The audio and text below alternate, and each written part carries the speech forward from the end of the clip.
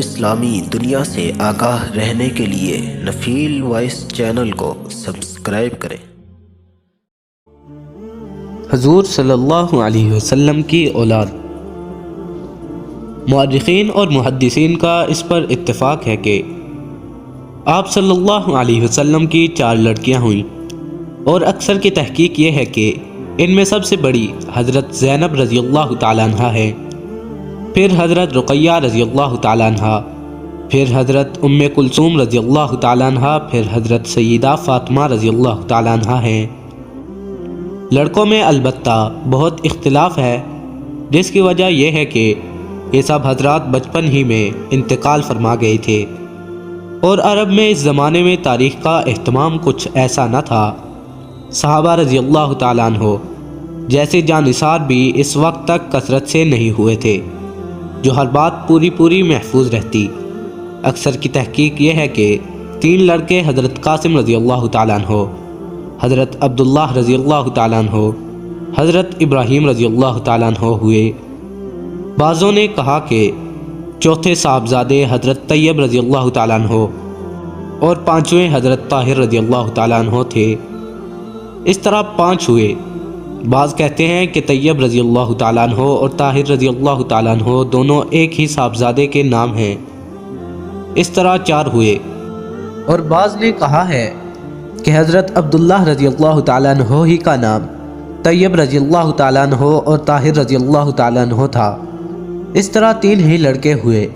اور بعضوں نے 2 لڑکے اور بھی بتائے، مطیب رضی اللہ تعالیٰ عنہ اور مطہر رضی اللہ تعالیٰ عنہ، اور لکھا ہے کہ طیب اور مطیب رضی اللہ تعالیٰ عنہ ایک ساتھ پیدا ہوئے، اور طاہر رضی اللہ تعالیٰ عنہ اور مطہر رضی اللہ تعالیٰ عنہ ایک ساتھ پیدا ہوئے۔ اس طرح 7 لڑکے ہوئے، لیکن اکثر کی تحقیق 3 لڑکوں کی ہے۔ اور حضور صلی اللہ علیہ وسلم کی ساری اولاد حضرت ابراہیم رضی اللہ تعالیٰ عنہ کے سوا حضرت خدیجہ رضی اللہ تعالیٰ عنہ ہی سے پیدا ہوئی۔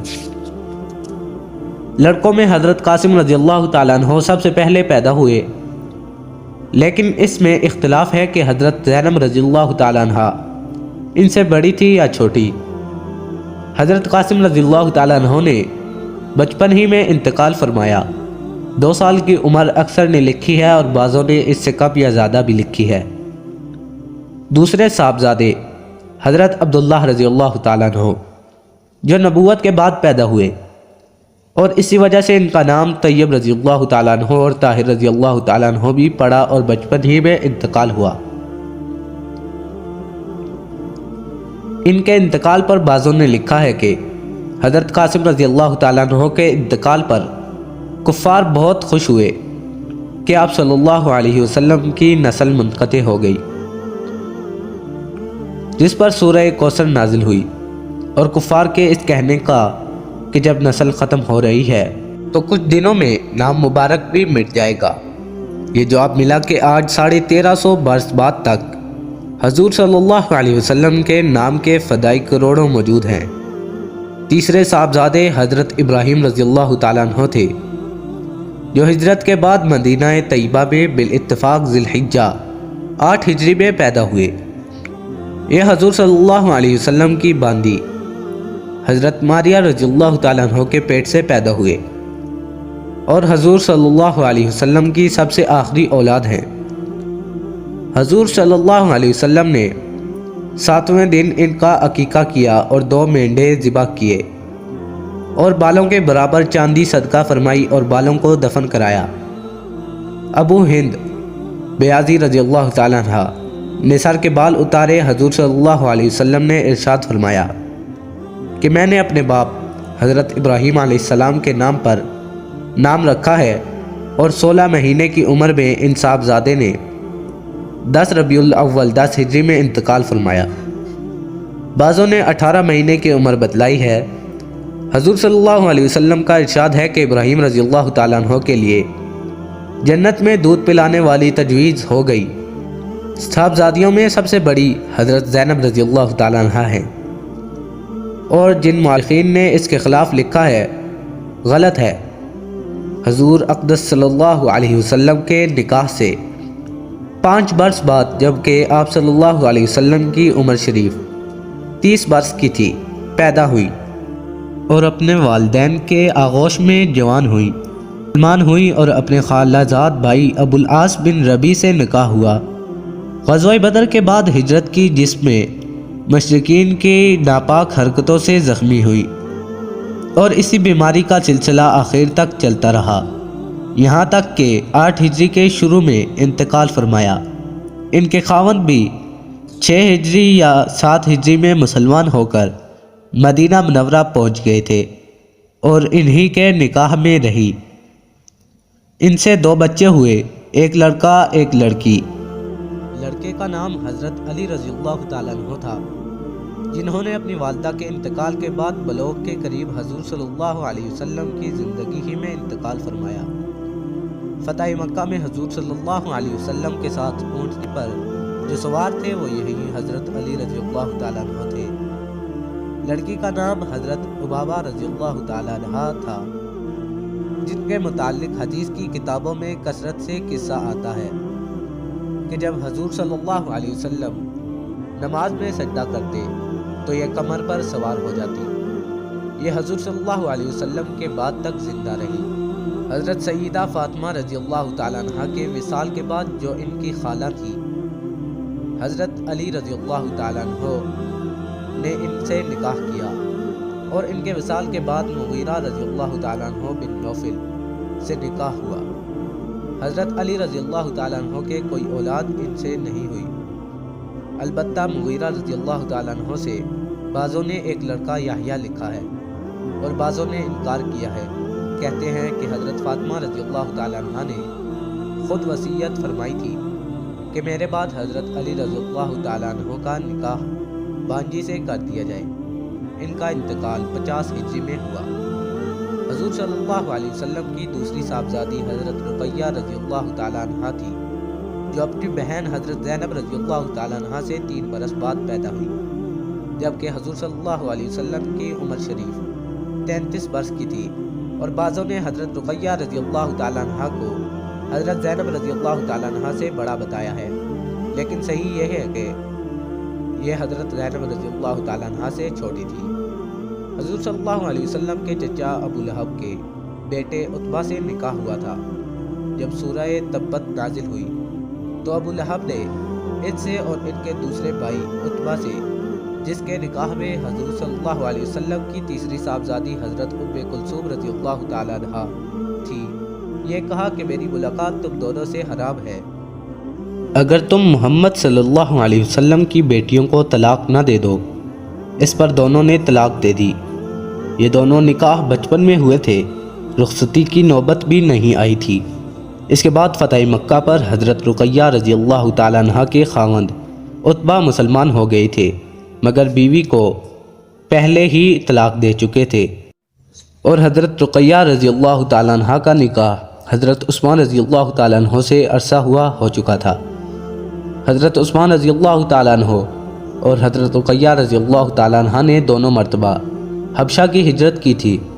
اس کے بعد جب حضور صلی اللہ علیہ وسلم نے یہ ارشاد فرمایا کہ مجھے بھی ہجرت کا حکم ہونے والا ہے اور مدینہ منورہ میری ہجرت کی جگہ ہوگی، تو صحابہ رضی اللہ تعالیٰ عنہ نے مدینہ طیبہ کی ہجرت شروع کر دی۔ اسی سلسلے میں حضور صلی اللہ علیہ وسلم سے پہلے ہی یہ دونوں حضرات بھی مدینہ طیبہ پہنچ گئے تھے۔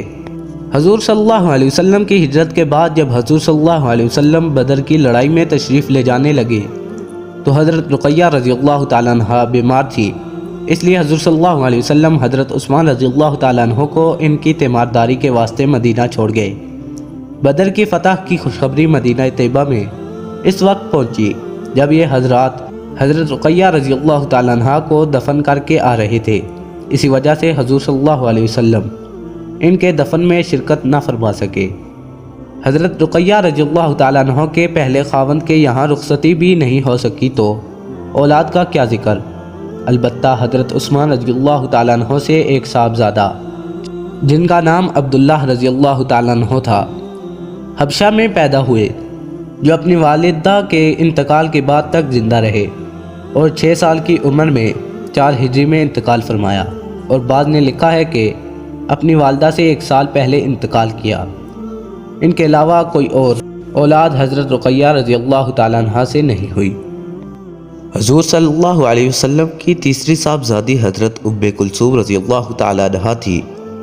اس میں اختلاف ہے کہ ان میں اور حضرت فاطمہ رضی اللہ تعالیٰ عنہ میں سے کون سی بڑی تھی۔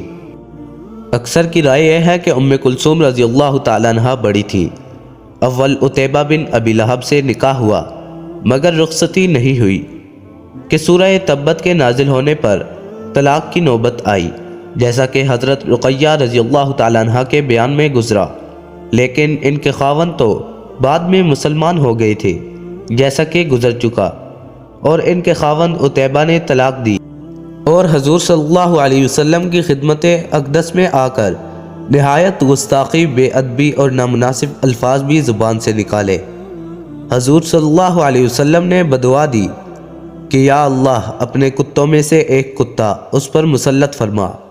ابو طالب اس وقت موجود تھے، باوجود مسلمان نہ ہونے کے سہم گئے اور کہا کہ اس کی بددعا سے تجھے خلاصی نہیں۔ چنانچہ عتیبہ ایک مرتبہ شام کے سفر میں جا رہا تھا، اس کا باپ ابو لہب باوجود ساری عداوت اور دشمنی کے کہنے لگا کہ مجھے محمد صلی اللہ علیہ وسلم کی بددعا کا فکر ہے، قافلے کے سب لوگ ہماری خبر رکھیں۔ ایک منزل پر پہنچائے، وہاں شیر زیادہ تھے۔ رات کو تمام قافلے کا سامان ایک جگہ جمع کیا اور اس کا ٹیلا سا بنا کر اس پر عتیبہ کو سلایا اور قافلے کے تمام آدمی چاروں طرف سوئے۔ رات کو ایک شیر آیا اور سب کے منہ سونگھے، اس کے بعد ایک زکن لگائی اور اس ٹیلے پر پہنچ کر عتیبہ کا سر بدن سے جدا کر دیا۔ اس نے ایک آواز دی مگر ساتھ ہی کام تمام ہو چکا تھا۔ بعض مورخین نے لکھا ہے کہ یہ مسلمان ہو گیا تھا اور یہ قصہ پہلے بھائی کے ساتھ پیش آیا۔ بہرحال حضرت رقیہ رضی اللہ تعالیٰ عنہ اور حضرت ام کلثوم رضی اللہ تعالیٰ عنہ کے پہلے شوہروں میں سے ایک مسلمان ہوئے، دوسرے کے ساتھ یہ عبرت کا واقعہ پیش آیا۔ اسی واسطے اللہ والوں کی دشمنی سے ڈرایا جاتا ہے۔ خود اللہ جل شانہ کا ارشاد ہے، جو میرے کسی ولی کو ستائے میری طرف سے اس کو لڑائی کا اعلان ہے۔ حضرت رقیہ رضی اللہ تعالیٰ عنہ کے انتقال کے بعد ربیع الاول 3 ہجری میں حضرت ام کلثوم رضی اللہ تعالیٰ عنہ کا نکاح بھی حضرت عثمان رضی اللہ تعالیٰ عنہ سے ہوا۔ حضور صلی اللہ علیہ وسلم کا ارشاد ہے کہ میں نے ام کلثوم رضی اللہ تعالیٰ عنہ کا نکاح آسمانی وحی کے حکم سے حضرت عثمان رضی اللہ تعالیٰ عنہ سے کیا۔ بعض روایات میں حضرت رقیہ رضی اللہ تعالیٰ عنہ اور حضرت ام کلثوم رضی اللہ تعالیٰ عنہ دونوں کے متعلق یہی ارشاد فرمایا۔ پہلے خاوند کے یہاں تو رخصتی بھی نہیں ہوئی تھی، اولاد کوئی حضرت عثمان رضی اللہ تعالیٰ عنہ سے بھی نہیں ہوئی، اور شعبان 9 ہجری میں انتقال فرمایا۔ حضور صلی اللہ علیہ وسلم نے ان کے انتقال کے بعد ارشاد فرمایا کہ اگر میری 100 لڑکیاں ہوتی اور انتقال کرتی تو اسی طرح ایک دوسری کے بعد سب کا نکاح عثمان رضی اللہ تعالیٰ عنہ سے کرتا۔ حضور صلی اللہ علیہ وسلم کی چوتھی صاحبزادی جنتی عورتوں کی سردار حضرت فاطمہ رضی اللہ تعالیٰ عنہ، جو عمر میں اکثر مورخین کے نزدیک سب سے چھوٹی ہیں، نبوت کے 1 سال بعد جب کہ حضور صلی اللہ علیہ وسلم کی عمر شریف 41 برس کی تھی، پیدا ہوئی، اور بعض نے نبوت سے 5 سال پہلے 35 سال کی عمر میں لکھا ہے۔ کہتے ہیں کہ ان کا نام فاطمہ رضی اللہ تعالیٰ عنہ یا وحی سے رکھا گیا۔ فتم کے معنی روکنے کے ہیں، یعنی یہ جہنم کی آگ سے محفوظ ہیں۔ 6 ہجری محرم یا صفر یا رجب یا رمضان میں حضرت علی رضی اللہ تعالیٰ عنہ سے نکاح ہوا اور نکاح سے 7 ماہ اور 15 دن بعد رخصتی ہوئی۔ یہ نکاح بھی اللہ جل شانہ کے حکم سے ہوا۔ کہتے ہیں کہ نکاح کے وقت آپ رضی اللہ تعالیٰ عنہ کی عمر 15 سال 5 ماہ کی تھی۔ اس سے بھی 41ویں سال میں پیدائش یعنی پہلے قول کی تصدیق ہوتی ہے، اور حضرت علی رضی اللہ تعالیٰ عنہ کی عمر 21 سال 5 ماہ یا 24 سال 1.5 ماہ کی تھی۔ حضور صلی اللہ علیہ وسلم کو اپنی تمام صاحبزادیوں میں ان سے زیادہ محبت تھی۔ جب حضور صلی اللہ علیہ وسلم سفر کو تشریف لے جاتے تو سب سے اخیر میں ان سے رخصت ہوتے، اور جب سفر سے واپس آتے تو سب سے پہلے ان کے پاس تشریف لے جاتے۔ حضرت علی رضی اللہ تعالیٰ عنہ نے ابو جہل کی لڑکی سے دوسرے نکاح کا ارادہ فرمایا تو ان کو رنج ہوا۔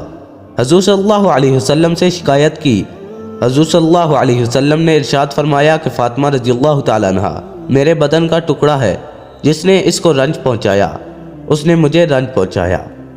اس لیے حضرت علی رضی اللہ تعالیٰ عنہ نے ان کی زندگی میں کوئی نکاح نہیں کیا۔ آپ کے وصال کے بعد آپ کی بانجی امامہ رضی اللہ تعالیٰ عنہ سے نکاح کیا، جس کا ذکر حضرت زینب رضی اللہ تعالیٰ عنہ کے بیان میں گزرا۔ نبی اکرم صلی اللہ علیہ وسلم کے وصال کے 6 مہینے بعد حضرت فاطمہ رضی اللہ تعالیٰ عنہ بیمار ہوئی اور ایک روز خادمہ سے فرمایا کہ میں غسل کروں گی، پانی رکھ دو۔ غسل فرمایا، نئے کپڑے پہنے، پھر فرمایا کہ میرا بسترا گھر کے بیچ میں کر دو۔